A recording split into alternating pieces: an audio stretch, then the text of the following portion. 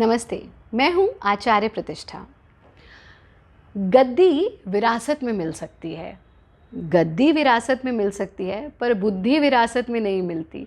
और बुद्धि ना हो तो गद्दी भी आपके हाथ से चली जाती है। इसलिए बहुत आवश्यक है कि आप नियमित योगाभ्यास करके बुद्धिमान बने, अपनी बौद्धिक क्षमताओं को बढ़ाएं। आज मैं आपको सिखाऊंगी योग का वो आसन जो बेस आसन है, और इसीलिए उसका नाम भी है पद्म आसन। पद्मासन, पद्म का सीधा सीधा सा अर्थ है कमल।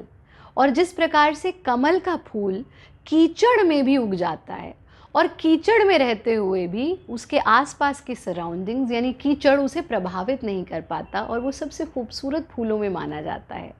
साथ ही कमल की एक और ख़ासियत होती है कि वो कीचड़ में रहते हुए भी अपवर्ड जाता है, यानी वो जानता है कि मुझे एलिवेट कैसे होना है, मुझे एनलाइटन कैसे होना है। बस ऐसे ही आपको एनलाइटन करता है पद्मासन। यानी हमारी जो ग्रेविटेशनल फोर्स है, जो हमारी ऊर्जा को नीचे की तरफ खींचती है, उससे आपको काट करके आपको एलिवेट करता है, फिज़िकल लेवल पर भी और मेंटल या स्पिरिचुअल लेवल पर भी। फिज़िकल लेवल पर ऐसे कि जब ऊर्जा का संचार नीचे की तरफ होता है, आपके एनर्जी लेवल्स डाउन होते हैं। आप कोई भी उदाहरण ले लें, अपनी कमर का ले लें, वर्टिब्रास का ले लें। आपकी स्पाइन वर्टिब्रास से बनी है, वो कंप्रेस हो जाती है, वो ज़मीन की तरफ खींची रहती है। पर जब आप पद्मासन का अभ्यास करते हैं तो ऊपर की तरफ जाता है, स्ट्रेच होता है शरीर, एनर्जी अपवर्ड होती है। ऐसे आपकी जो स्पिरिचुअल एनलाइटनमेंट है उसके लिए पद्मासन रामबाण का कार्य करता है। इसीलिए इसको बेस्ट मेडिटेटिव पोज भी कहा गया।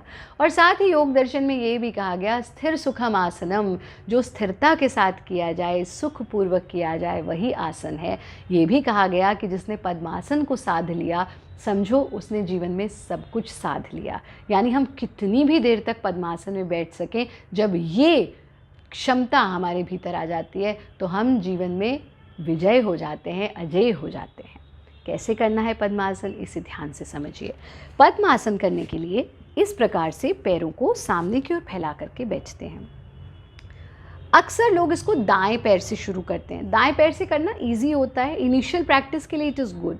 बट अगर हम सही तरीके की बात करें तो पद्मासन हमेशा बाएं पैर से किया जाता है। इस तरह से जैसे हमने बाएं पैर को फोल्ड करके दाईं जंघा पर टिका दी, और एड़ी जो है वो बिल्कुल हमारा जो रूट है यहाँ पर, जहाँ से जांघ शुरू होती है, थाई शुरू होती है, उसको टच कर रही है। इस स्थिति में आ जाना, और घुटना ज़मीन को छू रहा है।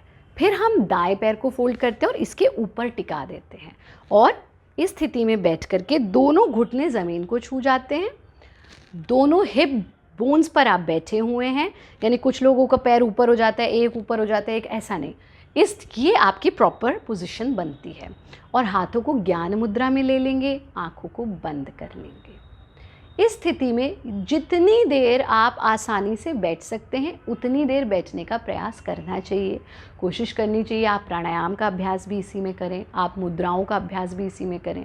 अब कुछ लोगों से इसका अभ्यास नहीं होगा इनिशियली, तो आप कहेंगे आज का एपिसोड तो हमारे लिए था ही नहीं आचार्य जी। ऐसा नहीं है। अगर आप ये नहीं कर पाते तो इसको कैसे करें, यानी इसी प्रकार से पैर को फैला करके बैठे, बाएं पैर को फोल्ड करके दाईं जंघा के ऊपर टिका दिया।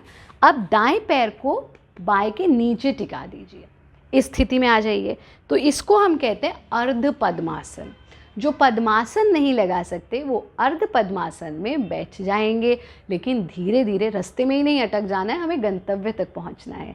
धीरे धीरे, यानी कुछ दिन इसमें बैठ करके अभ्यास कर लीजिए, लेकिन प्रयास करते रहें। जो प्रयास करेगा वो अपने गंतव्य तक ज़रूर पहुंचेगा। ध्यान रखिए कि अगर आप योग की साधना कर रहे हैं तो पद्मासन लगाना अनिवार्य है। कम से कम पद्मासन आपका सधा हुआ होना चाहिए। पद्मासन को साधने की कोशिश करें। ये आपको फिज़िकली भी फिट रखेगा, मेंटली भी फिट रखेगा, और आपको स्पिरिचुअल एनलाइटनमेंट देगा। आप हमें अपनी समस्याएं भेजते रहें, आपकी समस्याएं मिलती रहती हैं, तो हम उन्हीं समस्याओं पर आधारित अगले एपिसोड्स आपके लिए लेकर के आते रहते हैं। जुड़े रहें हमारे साथ जी न्यूज़ पर। धन्यवाद।